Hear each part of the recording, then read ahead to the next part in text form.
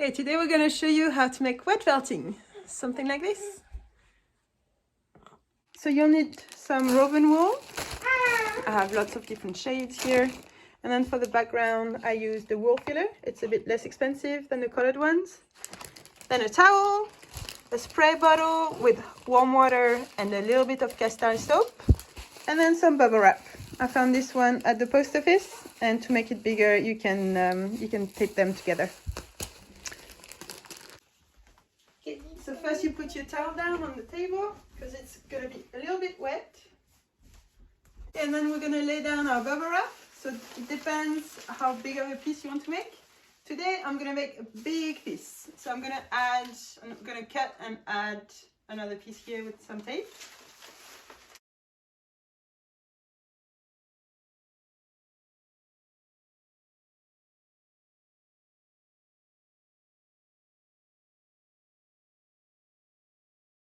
So now that you have your bubble wrap ready, we're going to put the side with the bubbles up.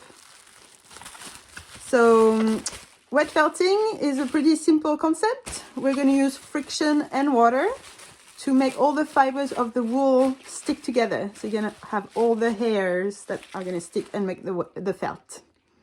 Okay, so the first layer is going to be the wool filler. So you can use the other wool if you don't have cheaper wool. It's just going to be in the back, so that's why I don't use colored. So what we're going to do is we're going to make them crisscross, the first two layers. So the first layer, we're going to just put them horizontally. Okay, side note, the wool is going to shrink a lot by approximately 30%. So when you put your wool down, just keep that in mind. If you want a size, for example, like this big, you know you want this size, then when you put your wool down, just put it like this.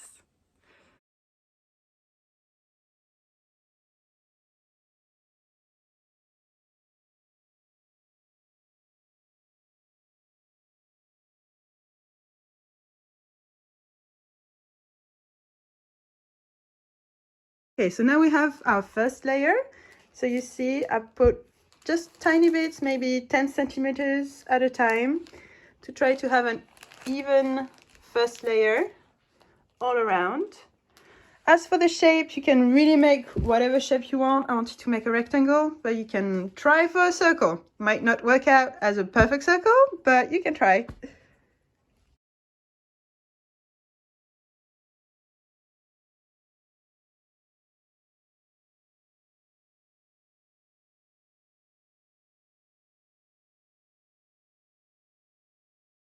Okay, so we have done our second layer, the vertical ones. So now you make sure that there's no holes anywhere, that it's nice and level. Looks good to me. It's kind of nice to have this wavy effect too, I find. Okay, so now you're gonna do your idea. I'm gonna do a landscape. I'll try and see where that takes me. Just remember the pattern we had was horizontal and then vertical. So you cannot try to keep that pattern going. And this layer, you're gonna have most of it going horizontal. So unless it has to be vertical, like a tree trunk or anything like that, it still works, but try to have as much as possible horizontal lines.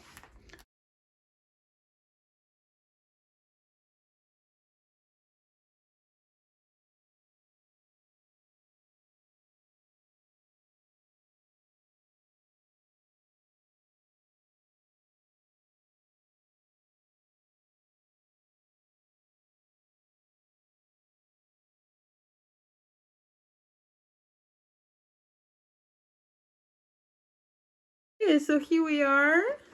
I'm almost done. I'm just gonna add some little curls. So you can find that also in stores. I'm gonna add it throughout, just add a little more texture.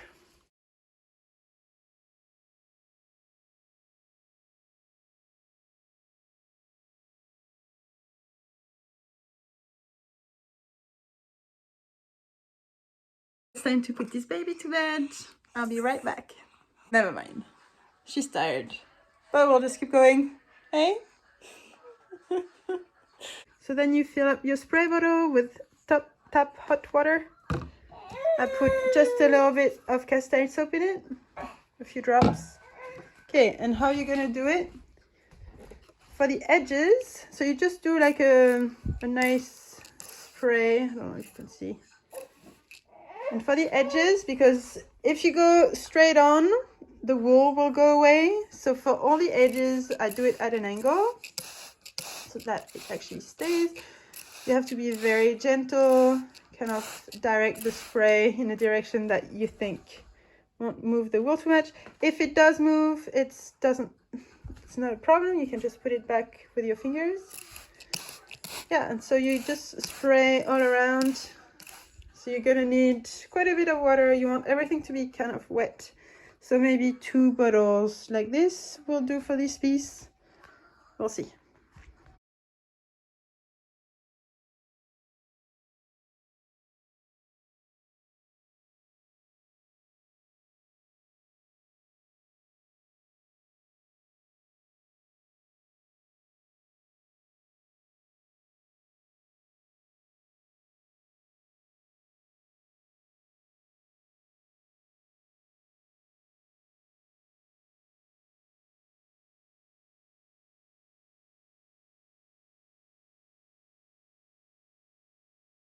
So now we have the piece all wet. So the trick to know when it's ready for the next step is when you spray, the wool shouldn't really move around.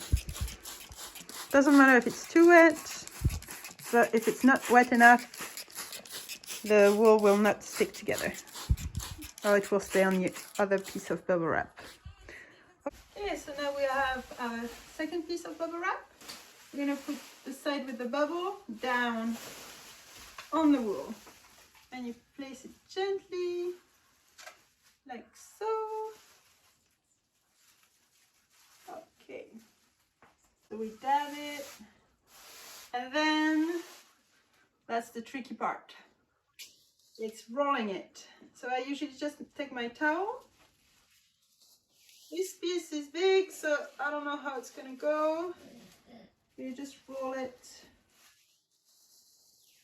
and you kind of try to keep the bubble wrap staying in place, keeping everything in place. This is really hard. I don't know. Anyway, let's go for it. Let's do it.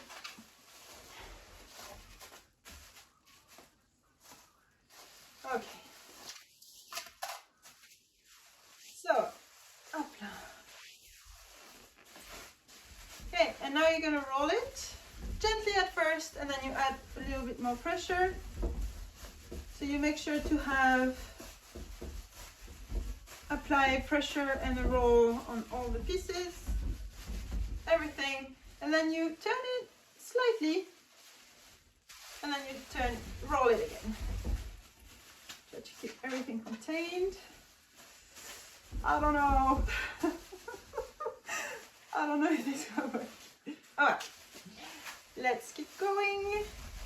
Maybe I'll just do it like this and like that. I feel like it should be tight. Let's see.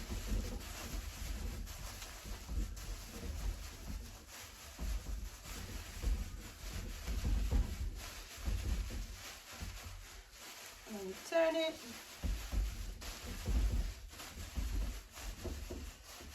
I don't know if it's gonna work.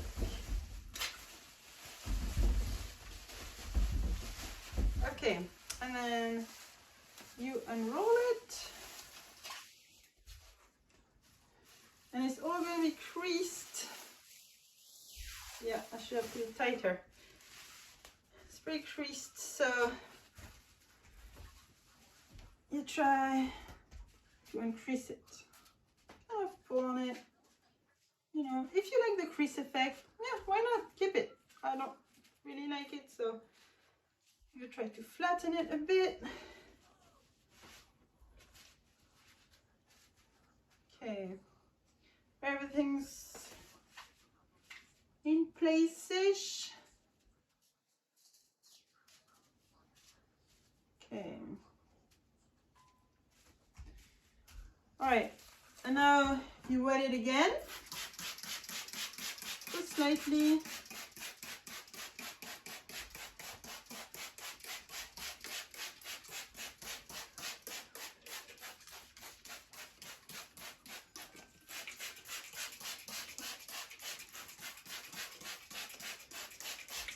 Okay, and then you're gonna do this over and over again from every angle. This angle, this angle, this angle, this angle. And you try to keep track which angle you did already. So usually I go clockwise. Okay.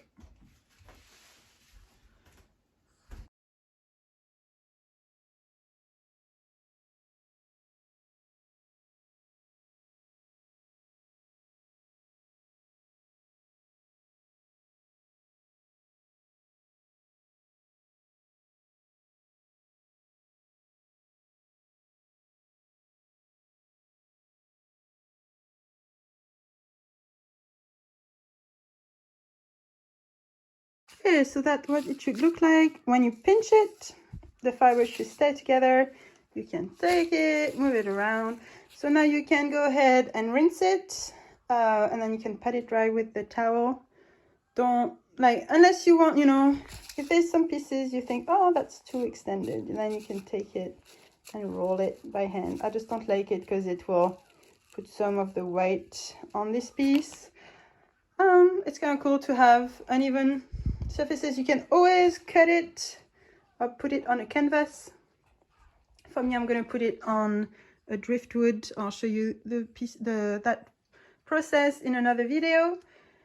So pretty easy, right? A little bit of arm muscle required, but you know, it's good for you.